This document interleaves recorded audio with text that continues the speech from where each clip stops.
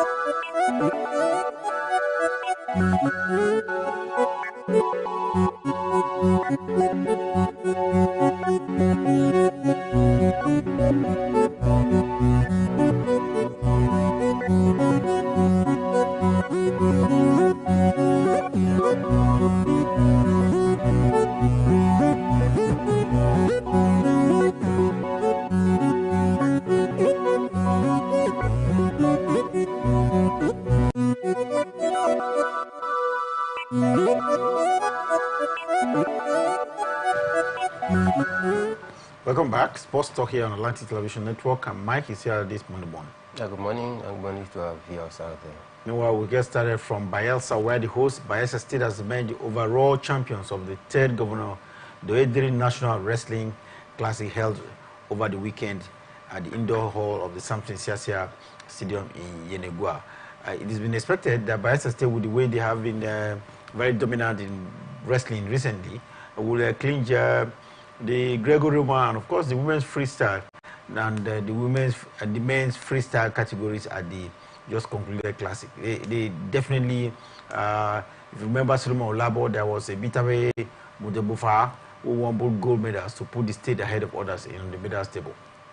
Yeah, and for me, I think I'm not very surprised that Bayelsa State actually came top in this very one. When you talk about wrestling right here in Nigeria, not even in Nigeria, but in Africa, I think for Bayelsa, they've been able to carve a niche for themselves out there.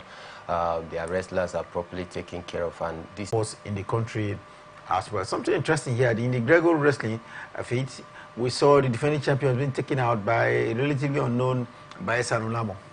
Yeah, I think that is some of the surprises that you want to see in such a big competition out there.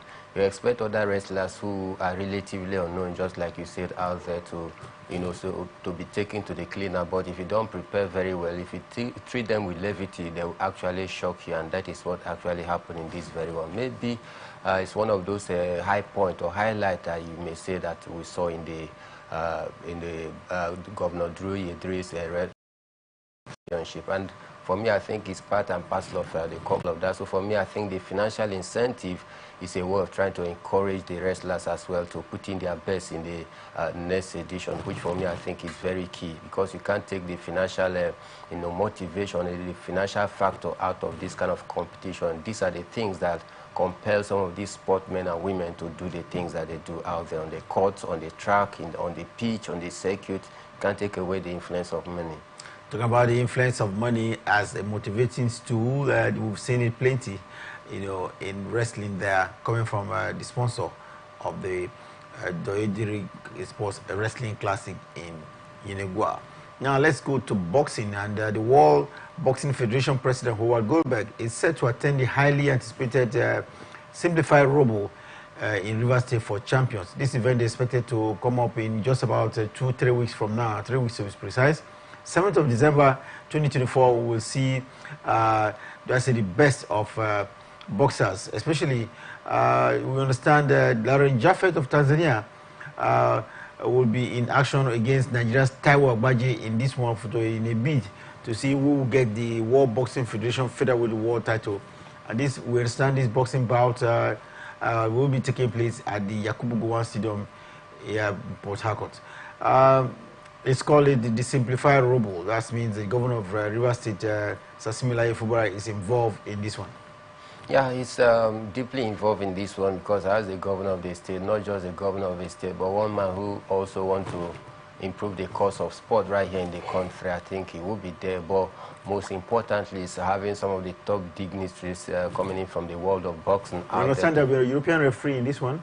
Through, which for me even makes it more classic and more glamorous that we are having top-notch boxing experts across the world that are very renowned coming to take part in this one. I think it's going to give boxing a facelift right here in the country, and it is also an encouragement for Nigeria to start doing pretty well, because it's been a long while where we recorded such enviable heights. Since last time, I think Samuel Peter, when he was able to do the needful out there. That is the last time we saw a top Nigerian boxer, climbing to the world stage out there. So for me, I think it's a great one for Rivers State in particular, and largely for the country, talking about Nigeria. I hope that the Boxing Federation is also, aware to take the necessary inventories on ground so as to help us improve in terms of trying to expand or even bringing more glories to the boxing world right here in the country.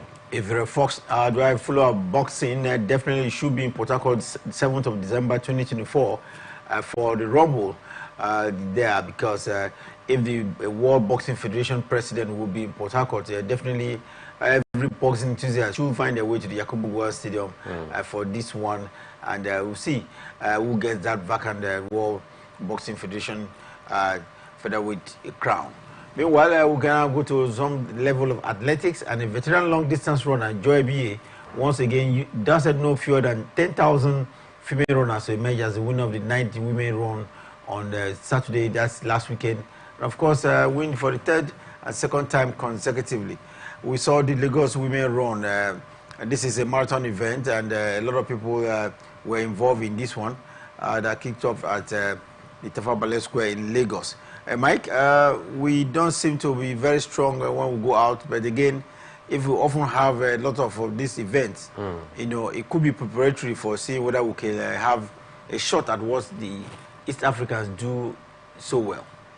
Definitely, I think we must start from somewhere, and that is starting from the grassroots, because we can't start from the top. We need to start from, the base and start to build our confidence and start to build, our skills to hone our, own talent when it has to do a long distance race, which we are not good at. But then I think we can also improve on that, and I think Lagos State is going the right direction as well. Organizing this kind of a long distance race, for the locally based athletes to come and showcase their talent there. And gradually, if they can build up that confidence, the momentum, and hone their skills, well, I tell you, just time we will take them, that then they will be there with the likes of the Ethiopians, the Kenyans of this world. And we know that these things is not rocket science. You must have to prepare very well. You must have to be passionate and very deliberate and intentional about achieving this massive feat, which is you, or the country rather, trying to put themselves on the world map when you talk about long distance race. And I think Lagos State is doing the right thing. Well, if you're an Ethiopian or Kenyan, you have to watch out for, even a Ugandan, watch out for a BA, and a BA, an official in Nigerian Security and Civil Defense Corps, now becoming a serial winner in the long distance race here in Nigeria. She returned a time of 39.35, 2.1 seconds to winning the 10-kilometer race. I said earlier, the influence of money can't be taken away from sport. In fact, sport is about money. It's a money-spinning venture, and that is why we must also do our own bit. Whatever category you find yourself in, whatever sporting discipline you find yourself, you must give out your best, knowing fully well that apart from the fame, the stardom, the glory that you get from it, there is also a heavy financial reward that comes with it, that if you are able to distinguish yourself among the rest, which for me, I think is a good one. You check out 1.3 million naira, this kind of 1.5 million naira. In this hard economy, I think it will go a whole long way to at least settle 1 or 2 bills for him. 1.5 million for the first place winner, 1 million for the second place, and of course we saw 500 go to the third place winner in the 10-kilometer race just concluded in Lagos, Nigeria. Now let's go to tennis. And talking about tennis, the season-ending championship is come and gone, especially in the WTA, where Coco Gauff showed her supreme determination to come back from a set down, of course a breakdown as well, against Zheng Qin to winning the season-ending WTA finals out there in Saudi Arabia yesterday. Mike, I watched this one, and Coco Gauff, for once, she was very determined not to lose this one. She lost in the first set 3-6, but she came back strong 6-4 and 7-6 in Saudi Arabia yesterday. Empirical display from Coco Gauff out there. I think the lady has been very, very good so far for this, few months for herself out there, maintaining that consistency. Especially having the advantage that Iga Swiatek was knocked out of the competition, and the world #1 as well. I think the onus lied on her when she was able to be pitted in the final against the Chinese. Talking about Zheng Qin. I think for me it was a great comeback for Coco Gauff after going down in that first set out there. Don't forget the Chinese is also an Olympic gold medalist, and it was a very tough encounter, but then Coco Gauff was able to maintain her cool and was able to draw strength from her past experience and use it as a weapon to also outstage the Chinese. I think it's a great one for her. She has had a relatively very good season per se, you may want to say. And courtesy of this, apart from the money that comes with it, the ranking point is very, very important as well, because it will also add to her ranking point, and that takes her very close to maybe the world #3 as it is right now. So it's a big congratulations for Coco Gauff. We are with the WTA ranking coming out today, because the 20-year-old Coco Gauff, who has just won the season-ending championship, apart from a whooping 1,000 points that she has garnered for herself, this should be able to take her closer to the top place position. She is reputed to be the youngest in the last 20 years to winning the season-ending championship for the women. The last time we saw a woman who do that was Maria Sharapova, and of course Serena Williams, who did so in 2001. Can she continue to dominate? Yes, this is ending championship, but we've seen her win a Grand Slam as well. Can she continue to add to that title? I think for me it's a very big question that Coco Gauff needs to answer for herself out there in the few months to come. But I tell you, from what we've seen of her, I think she's ready for this competition. But in the WTA, there are so many champions, there are so many serial winners, so many competitors out there, the likes of Iga Swiatek, the likes of Zheng Qin that we just mentioned, Babla Klitschkova. These are big names in the WTA, and often we see a very healthy rivalry within the WTA. We don't see one lady dominating proceedings out there for a very long time. Outside of Iga Swiatek, who dominated the #1 ranking for about 8 to 9 months, we haven't seen any player that is as consistent, in the WTA, because he's very, very competitive. So for me, I think from what we've seen from Cory Kokogov, if she can continue to go in this trajectory, I tell you, she might just be the next big thing in the WTA to give some of these big names like Iga Swiatek, Arina Zabalenka, a run for, their money out there. But I tell you, I think I'm very, very happy in the sense that we are seeing a whole lot of competitiveness within the WTA. And the question of whether Cory Kokogov can maintain this for a very long time, I think is left for her. But I tell you, if she wants to maintain that form and maintain that glory, then she must show consistency, because without consistency, then you cannot get there. 20-year-old Kokogov from the United States of America now looking very strong on the tennis circuit. She just won the season-ending championship. This is the winner, over the best 8, or do I say best 7 in the WTA. So we say congratulations, a big victory, I must say, for Kokogov. A lot of money going with this one, over $1 million US. Well, let's quickly now see what is happening in the male category. While the women just concluded in Saudi Arabia for the season-ending championship, same cannot. It's been, do I say, is rewinding up in Milan for the male, because Yannick Sinner continues to show why he's #1. And the experience, a few weeks ago, he was still able to maintain his cool, never well done mentally, or physically or psychologically. He continued to dictate the pace out. Now, for me, I think, he is the man of the moment, talking about Yannick Sinner. And I do not see any other tennis player as it is right now that is in the kind of form that Yannick Sinner is. I was thinking maybe the likes of Taylor Fritz, maybe Danny Medvedev, is going to give him a run for his money. But then, quite unfortunate that, they couldn't live up to the expectation. And I tell you, it was a great outing for Yannick Sinner. And I'm seeing him topping the #1 ranking for a very, very long time right now, going by his form. Well, let's hope that the man Yannick Sinner from Italy will continue to show why he's #1 in male tennis for the year 2024. We'll still have more action to come in from Turin. But just yesterday as well, we saw American Taylor Fritz record his 50th win this year by beating Denis Medvedev 6-4, 6-3 in his own match. Denis Medvedev, very irrational, if you ask me, and he seemed to have some altercation in that match.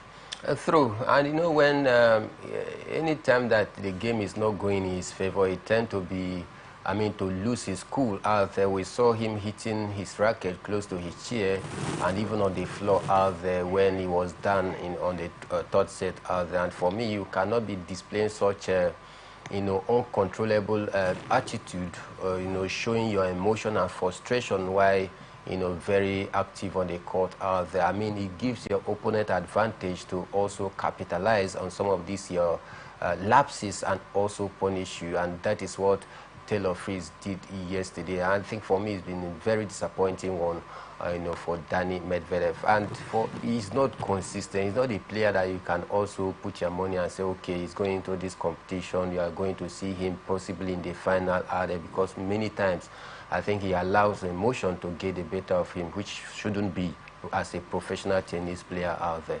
Russian Danny Medvedev, irrational, and of course sometimes cool flip in temper, especially. We've seen him abuse his racket a couple of times and suffered fines from the tennis body. Well, action continue in Turin at the season-ending championship for the male in tennis. So ATP action coming later today at about 7:30 p.m. Nigerian time. We'll be back to watching what is happening between these top tennis players. No Danny Medvedev, no Carlos Alcaraz, and of course Novak Djokovic as well. So it looks like the course is very clear for world #1 Novak. Yannick Sinner to cut away this one, and that would be so nice to end the season where he has had his own trouble, but he has not allowed this trouble to overcome his performances on the tennis court.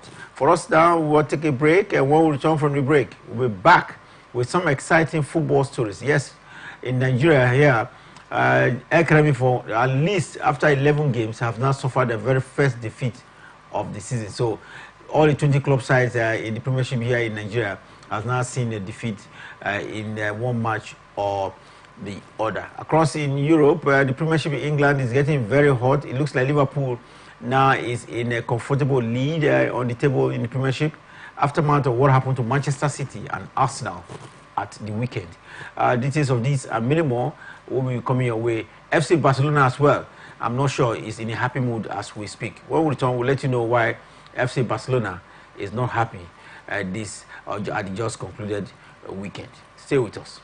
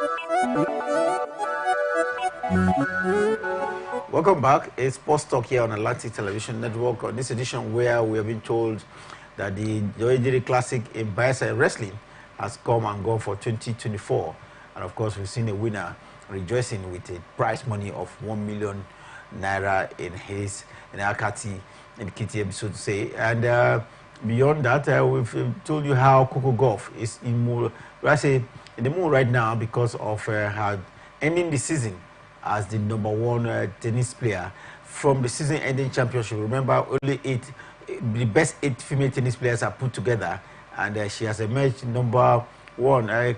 Mike, just before we get to the other half of our program, do you ascribe to the fact that Coco Golf is the #1 tennis player, not by ranking, but by her performances this year, given that she's won the season-ending championship meant for the top 8 players in the world? What do you make of it? Do you think ranking is it, or the fact that you come out #1 amongst the best 8 in tennis in the world? Yeah, I think it's a very tricky question, but then you take a look at it critically. I think you will not be wrong to say that she's the best #1 as it is right now. Not going by top, you could say yeah. The person is the best as it is, but then on the ranking, going by the points margin, you will not say that totally she is #1 ranked player right now. But then going by her performance in the she played with the world. She played in a championship that had the world #1 to world #8, and she has emerged as the best player. She's won all of the 7 other players, so to say. Yeah, but putting her points ranking together, 1,000 points, add to what she had before, she cannot yet meet up with the number, the points margin with the world number one. And that is why I'm saying it's a very technical and very tricky question. But then I do not want to agree that she is world number one, going by the points ranking in quotes.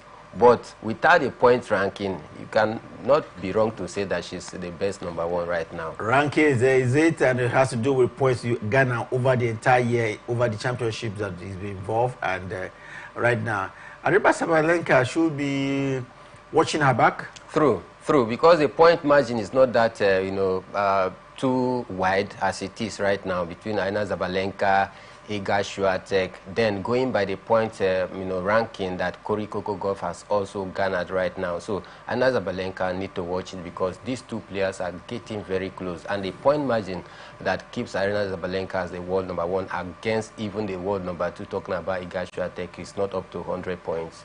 Well, we'll keep our fingers crossed and see what the Tennis Federation will do in the next couple of hours, because the ranking is expected to be released and we'll know who is now world number one. It's very, very close in the female category. Not same you could say of the male, where Yannick Sinner seems to be winning and widening the gaps, by the day. Let's now return back to our half of the show, which has to do with football.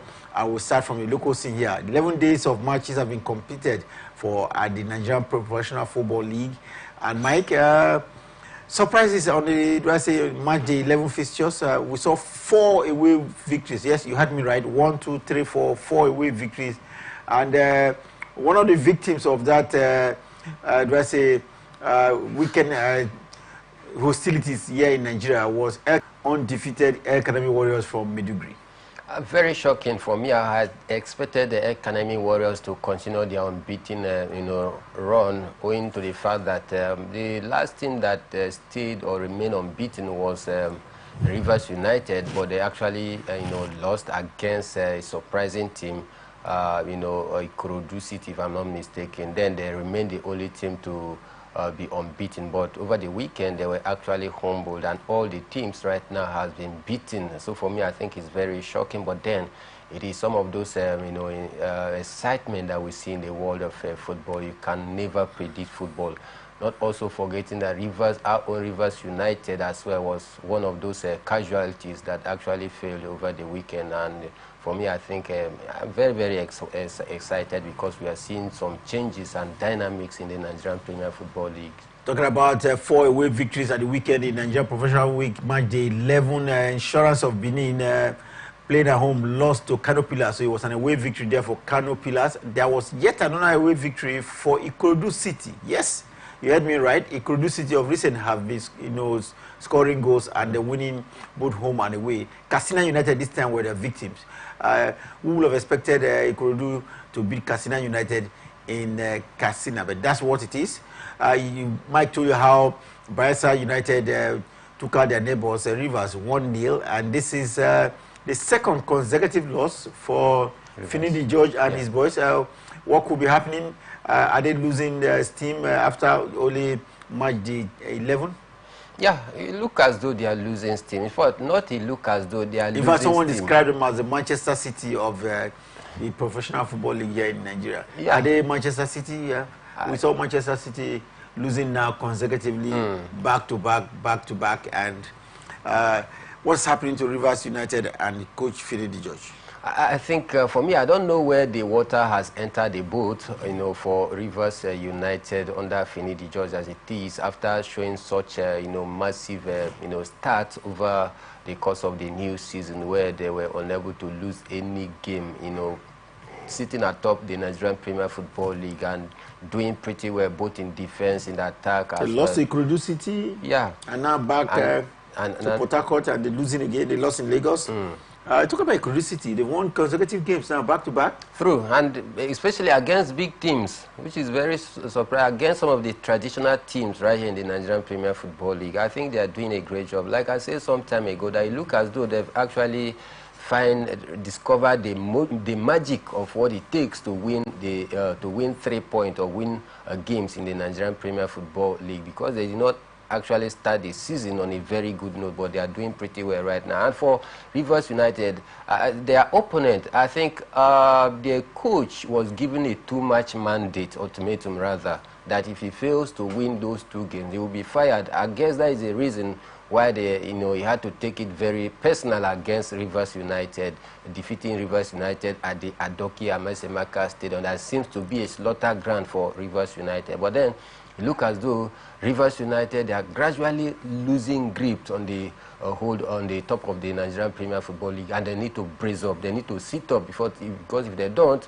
maybe teams like Remo Stars, teams like Kenyimba, even the Rangers, the defending champion, they may be getting very close, to Rivers United. So I think Finidi George need to find where seems to be the missing link and fix it as quick as possible if you want to win the league this season. If you want to win the league, you have to win games, and I'm not sure Heartland FC is in the very trustful position of winning the league, but they were able to win their encounter at the weekend against Sunshine Stars.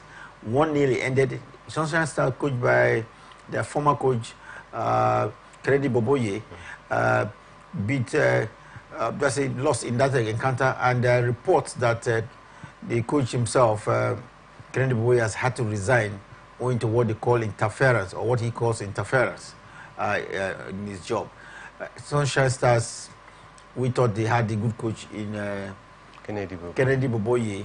He's one man who knows the team inside out, but now they're having to go separate ways.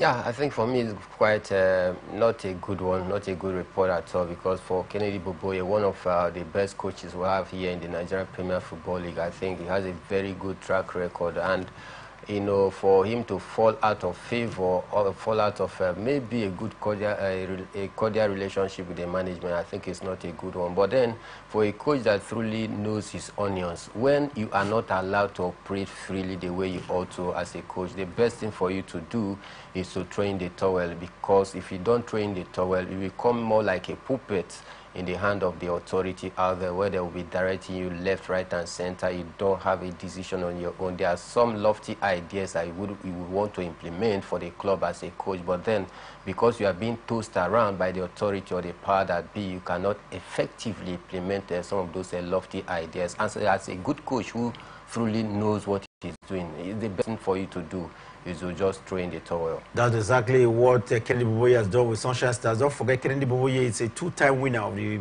Premier League here in Nigeria. Now let's look at some of the matches that ended goalless at the weekend in the Premiership here in Nigeria. We saw Plateau United play at a goalless draw with Rangers International, and Enyimba International played a goalless draw with Remo Stars as well. But let's look at the encounter between Plateau United and Rangers International. It ended goalless, and there were reports of attack by Plateau United fans on Rangers International that led to the destruction of the team boss. Quite unfortunate, and this is what we've been kicking against in the league out there, that as a home fan, you don't need to win at home at all costs. And most of the time when a home team doesn't win at home, the home fans tend to be very irate, and they start to display their nonchalant and repugnant attitude against the away team, which for me, I think it doesn't help the cause of the league body trying to improve the league.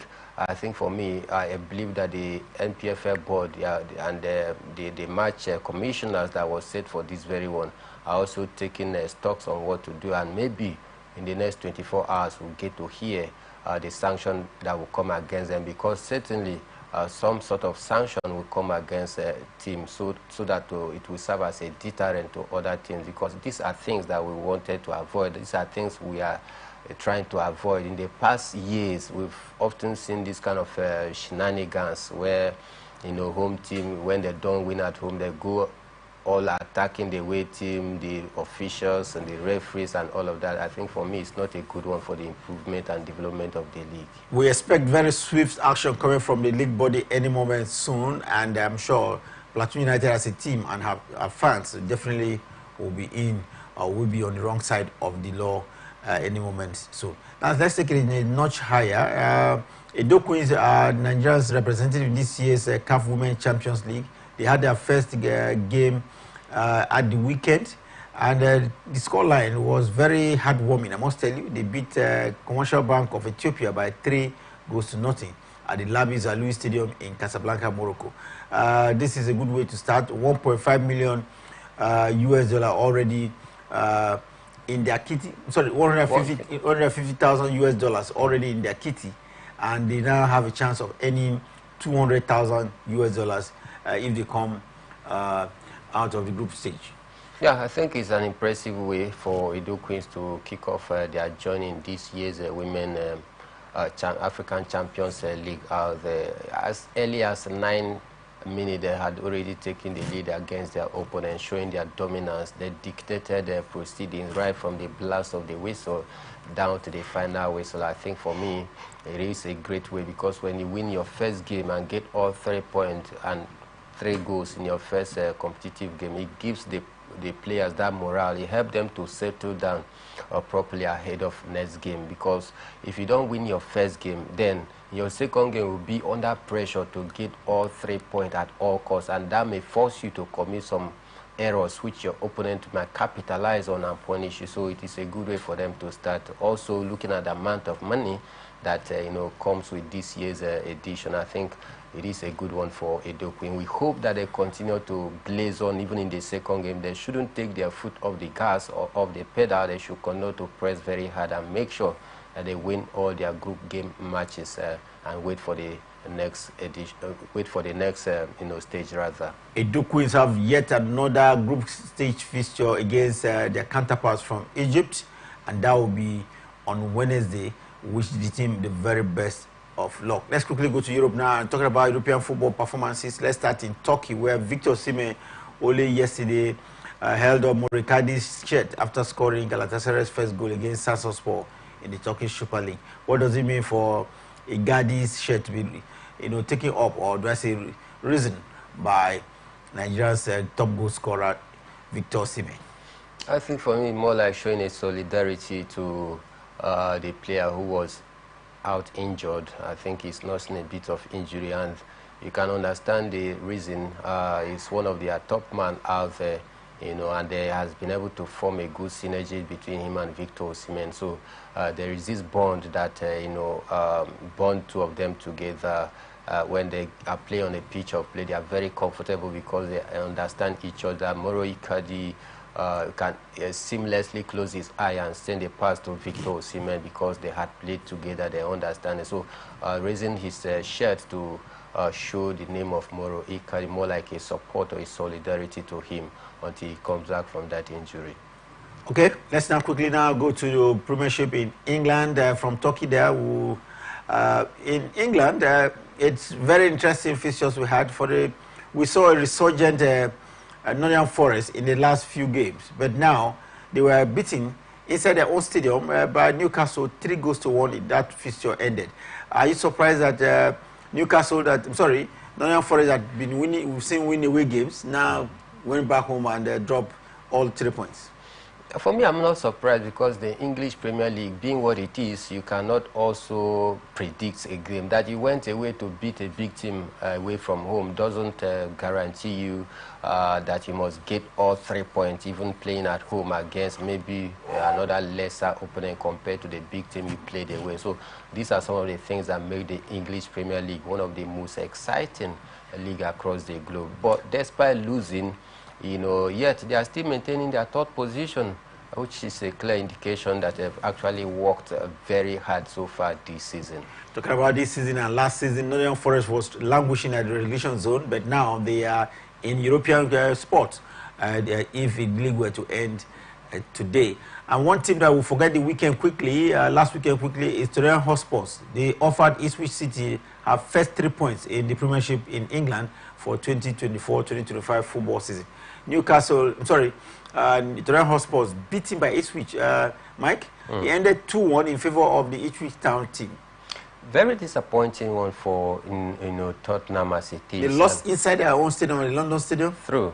Very disappointing for certain reasons, being that Ipswich Town has been one of the worst team in the English Premier League so far this season. They've been losing games week in, week out, both home and away, and they're coming up against one of the top teams out there in the English Premier League to defeat them. I think it was more like a surprise to me. In fact, before the first time whistle came to an end. They were already up by 2-0, and to the chagrins of their fans, talking about Tottenham fans out there, you know, they could not believe it. In fact, some of the Tottenham fans had to start leaving the stadium as early as possible. So I think it's not a good result for Tottenham. Of course, there were some other interesting results in the weekend in Premiership. Brentford beat Bournemouth by 3-2. Crystal Palace lost at home. Fulham scoring 2 goals in that fixture. It was goalless between West Ham and Everton. That looks like a derby fixture. While we saw Brighton Wolf Albion inflict Manchester City, they are third, this fourth consecutive defeat this season. What is happening to Manchester City? Are they crumbling?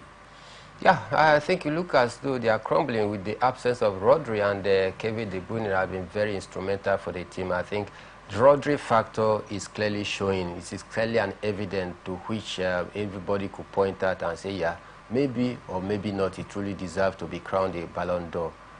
Meanwhile, in the Premiership in England, Liverpool continue to maintain the top position. I think there's about 5 points difference between them and the second place team now, because they beat Aston Villa by 2-0. The top fixture for the weekend in the Premiership took place at Stamford Bridge Stadium between Chelsea and Arsenal. 90 minutes plus added time, and the both sides share spoil by scoring 1 goal apiece. So right now, Chelsea and Arsenal too on the same point, fourth and fifth place position as well, because of that sharing of points at the Stamford Bridge Stadium. We'll bring you just one more report. This one's coming from the La Liga in Spain, where it looks very close now between Real Madrid and FC Barcelona. We saw Barcelona, lose away last night against Real Sociedad. Lamine was seated, in the stands, and a lot of people believe that his absence affected FC Barcelona against a lowly rated Real Sociedad. Yeah, but the absence of Lamine Yamal shouldn't affect Barcelona naturally, because Barcelona had or has a whole